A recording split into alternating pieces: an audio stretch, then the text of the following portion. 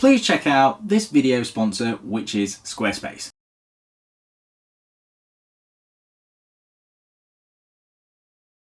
Hello Habini fans, and welcome to another episode of the Engineering Smirkfest that is a 5-year-old YouTube channel. In today's episode, one that you've all been waiting for. No, not a date with my hairdresser, she's all mine.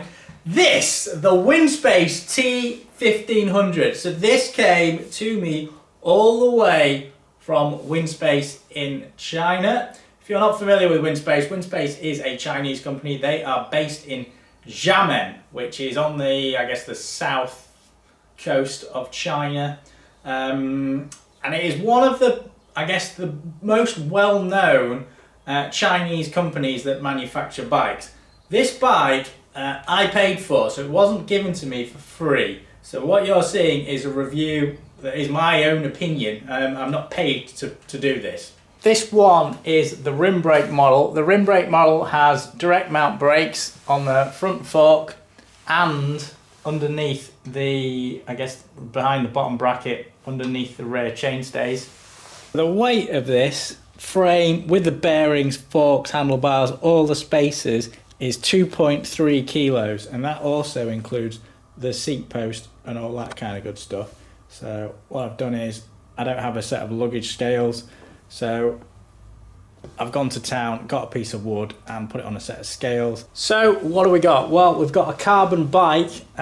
It's just conventional carbon layup. It looks, and I've sort of already had the boroscope up it looks to be made in sections. So multiple sections all glued or bonded together. The bottom bracket is BB86. It's nice to see that the hole is round for once. So again, I'll go through the dimensions of that. I mentioned earlier the brakes, rear brakes are under here. It's quick release, so standard quick release. And you get all of this. So you get the frame, the seat post, which is aero seat post, and you also get the handlebars, all the spacers and the front forks. I'll talk you through all of that in a minute, but for now I'll go on to the other bits of the bike. This is the rear dropout. It's got the gear hanger on it. Now this is a bit of a peculiar gear hanger because the gear hanger is actually in two parts. It goes around the carbon section and clamps through. There's no real issues with it. It's just from a machining perspective, it costs more to make. The fit on there is very good. I guess the machining marks from where the dropout's been machined for the QRs, again, is perfect. I've checked the alignment between the two and there's no issues there. The position in space between the two, again, is within a millimetre, half a millimetre. There's really nothing there to write home about. So this is the BB86 bottom bracket. It's round, which is something to write home about these days. There's nothing really to comment about it. It's round. It's at the bottom end of the size tolerance. So 40.95 to 41 is the limit, and 40.95 is what you're getting. Alignment between the two halves is good. Now internally, it is very, very clean. When you look in there, there's like hardly any sort of defects in the sense of ridges or tenting or anything like that. There's literally nothing. It's extremely clean. The only thing that you may have some issues with is if you are installing a Hambini BB, you'll probably need to install the necked one. The standard one will go through, but there's a screw hole which is here, and the corresponding riv nut, I guess, which is on the other side, will probably need filing if you're going to fit a standard one. But again, that's not really a fault of Winspace. The frame will take electronic group sets, a Di2 or SRAM ETAP, or you've even still got the cable option, and that's what this cover holds. So this is the front gear mech hanger. It is removable with these two Allen head countersunk screws. So you can remove it if you smash it, or if you are going to run 1X transmission, you can remove it for that as well. So this is the rear brake outlet. So when it comes over here, it comes around the bottom bracket and into the brakes. These are the inlets for the internal routing. There's one on this side and one on the other side. You can blank them off, and Winspace have provided blanks, but again, it's for Di2 or for cable routing. You can use either. This is the front fork assembly of the bike. Now it's semi-assembled just to give you a visual. I've checked this. There's no defects in there at all that warrant any further investigation. The fork is UCI approved. There's a sticker on the bottom of it. The frame is also UCI approved. There's a sticker somewhere else on it. The direct mount brakes go onto here. Dropouts, again, there's nothing really of concern. This is the front handlebar, so it came with the bike, and you can get different stem lengths or effective stem lengths from Winspace when you buy the bike. The handlebar width also comes in a few different sizes. I think that the key thing with this is whoever has designed this really has thought about it. So it's not fully integrated. The wires don't go through internally, which to me is a good thing. The spacer system on here is extremely well thought out. So basically the spacers are split, so when you start to undo the handlebars you can take them out, so you only have to put a few in at a time. So you can just put that many in if you want. That tape's just transit tape, and then push the whole thing down, so you don't have to take the whole thing off in order to adjust that height. And that is, I think, a very, very good feature. This is the handlebar. The handlebar is Winspace's own. This one has got two mounts here and here, two screw-hole mounts where you can mount a Garmin out in front, and the thing comes with that mount. I'll show you that in a minute. And what I'm going to do now is take the steering assembly apart so you can see how that works. This is the lower bearing. It just literally comes off, that's all. So it's a tapered steerer tube. You've got the lower section there and the sort of narrow section up here. This is the top headset bearing. The fit in there is really good. If you push load on there, there's hardly any play in there whatsoever. It is not press-in fit, but a clearance fit, but it's a tight clearance fit. The hole itself is perfectly round. There's no issues there. And then when you look inside, and I'll take some pictures later on, it is extremely clean inside. So whoever's made it, it's obviously taken quite some time to do it. It's very, very clean. This is the seat post assembly, and this is the wedge clamp that goes in it. It's a fairly ubiquitous design now, so that goes in like that. So the bolt, which is basically a grub screw, tightens up and pushes that in to wedge it out, and that goes through there. There's a small hole through there, and this is the seat post. We'll look at that now. This is the Winspace carbon fibre seat post. It is it's like a truncated aerofoil in the sense that the front is aerofoil shaped, and the back, probably for structural reasons, has got a flat bit on it. Won't really concern yourself too much with aerodynamics, but most people don't travel fast enough. But anyway, the thing is well made. There's no rough surface on there, so you'll probably need some carbon grip paste if the nailings don't work out for you. But the seat post, the seat clamp assembly is very, very well designed. So I'll show you that now. So this is the seat clamp. The seat clamp has infinite adjustment, so you can swing it all the way from one sort of extreme angle to the other. Inside, or on the top of it, there is like a rubber insert that keeps the two sides together, and they arc on this ridge here. It's only a single bolt fixing, so you don't need anything particularly elaborate to get in there, like a hacksawed off Allen key or something like that. In the box, you also get the clamp for steel rails and carbon rails. Now, with this bike, you really do get just about everything to get you going. So you get the bearings with it. I've already shown you them on the bike. The spacers I've just put back in the box. You get all these, which are the seat clamps. So if you want to fit a carbon railed seat, you do that. So that's all that lot.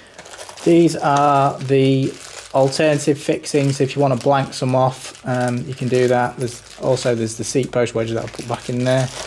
This is the gear hanger. This is interesting. I did mention it before, but it's split. Unusual design. I mean, to machine that's quite, well, I won't say it's difficult, but it's quite expensive. So yeah, decent part there.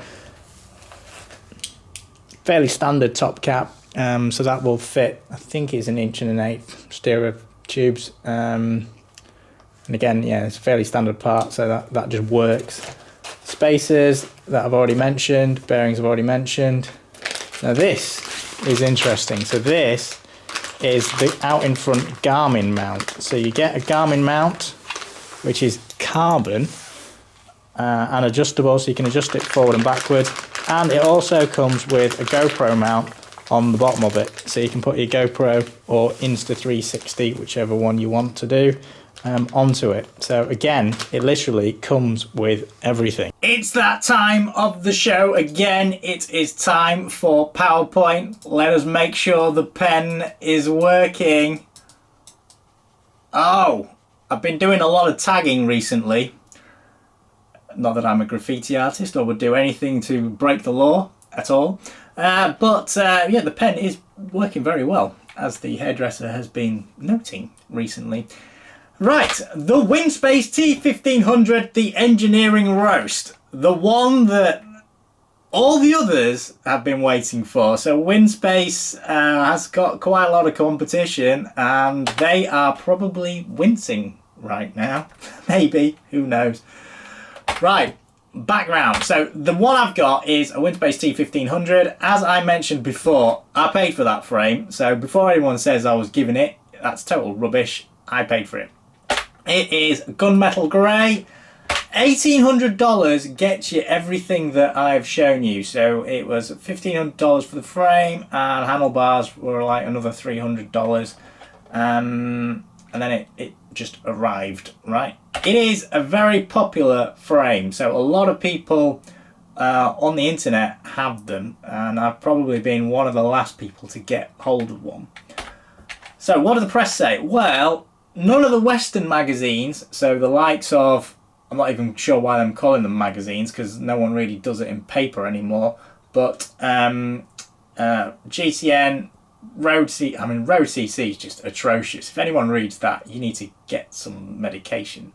They don't review it, mainly because they're shills. They're just like copy and paste departments for various bike marketing departments. But there are some individuals who have reviewed them. So GC Performance, Cam Nichols, generally they've all been positive. Let me show you the Winspace website. This is the Winspace website, and this is the particular page for the frame. So you can pick all your colours, whatever you want. Oh yeah, depending on what you pick, you can pick the size as well, and importantly, whether you want the rim brake or the disc brake. Now, the one I've got is the rim brake. Now, in here, they don't really make any, extraordinary claims. The frame is probably not the lightest out there, but it's certainly not heavy, but it is extremely stiff. I mean, you can tell that when you pick it up and when you measure it. So when I'm going all along with the ferrule arm to measure things, it doesn't flex. It really doesn't flex at all. So anyway, in there you've got all this stuff about how it was manufactured and all that. Now this is a key point which we will come to in a minute. Sizing, and then there's picture gallery, all that. Now really, they've done a very good effort at marketing, because previously, I guess the Chinese companies weren't that good at marketing, but they've really, upped the game somewhat.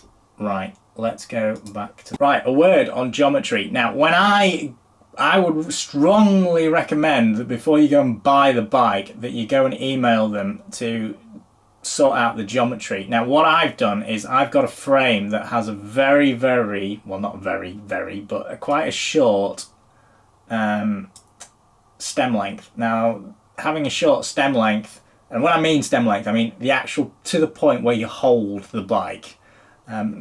because some handlebars stick out further than the others, but anyway, to the point where you hold the bike, that influences the handling quite a lot. So you will make the handling a lot more twitchy, which makes it more maneuverable, especially when you're trying to dodge cars in and out of traffic. It's a bit easier to handle. A longer stem, it makes it less twitchy, so it's probably better for a longer ride, or you don't have to worry about traffic and stuff like that. So that's why I've gone for that. But there are some like little things with their geometry as it scales up. So for example, the setback goes from 8 to 25 mil when you get to, I think it's an L, it might be an M, but it's on their website. Now the way I size the bike is from the BB, which is a completely fixed point. You cannot change that. And then point P, which is where you sit. And then this, which is the top of E, can have, well, when I say top of E, is the point where the handlebars are where you hold the bike. You can have a range, because you can have, you know, that, I'm making this up, but you get the idea. So that, yeah, so I strongly suggest you email them before you buy your frame.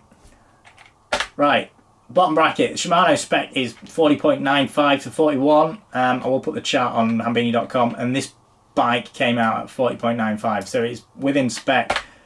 You probably give it a polish and that would improve it, but it's within spec, so it's a pass in that regard.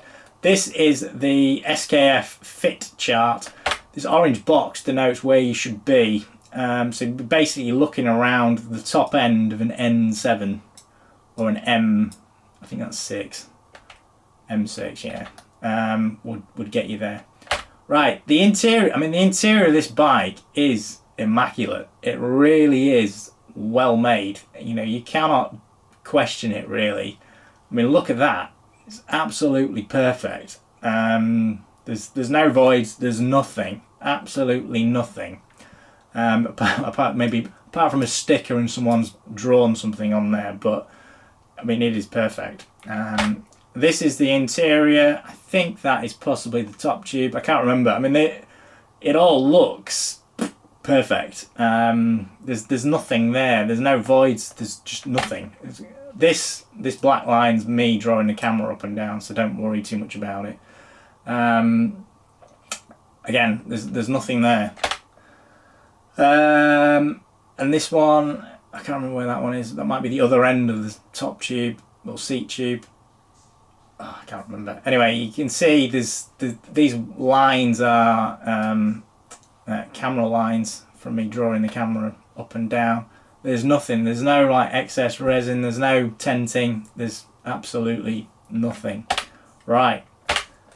Overall, this frame is extremely well made. You know, what other people say, you know, on the internet, they haven't gone and objectively checked internally and all that kind of stuff. But it is extremely well made. Geometrically, when I checked the positions of all the interfaces, so the headset to BB to rear dropouts, everything is square parallel. There's no issues whatsoever. All the parts are standard. So the bearings are a fairly ubiquitous size. So for example, the Time Skylon that I have, that uses some quirky headset bearings. It does have a quirky headset, but it's not a standard part, and those bearings are ridiculously expensive and quite difficult to get. This one is, you know, don't underestimate how important this one is. So if you get a problem, and statistically someone watching this show, if they buy the frame, someone is likely to have a problem or a query or whatever, you have got access to someone who is a native English speaker, and that will make a difference. So that's probably an inspired move by Winspace, hiring them, but you know, there you go. It's not, you're not really, you know, you buy the product, but really you're buying the service. Right. it comes with everything to get you going. So if you bought the kit like I did with the handlebars and the rest of it, you basically just need to add wheels and a group set and you're good to go. And there's nothing else you need. Now in terms of wheel sets, Winspace Hyper 50 or the Hyper 65, I'd probably suggest you go for the Hyper 50, is a good choice. I've already said everything was square and parallel.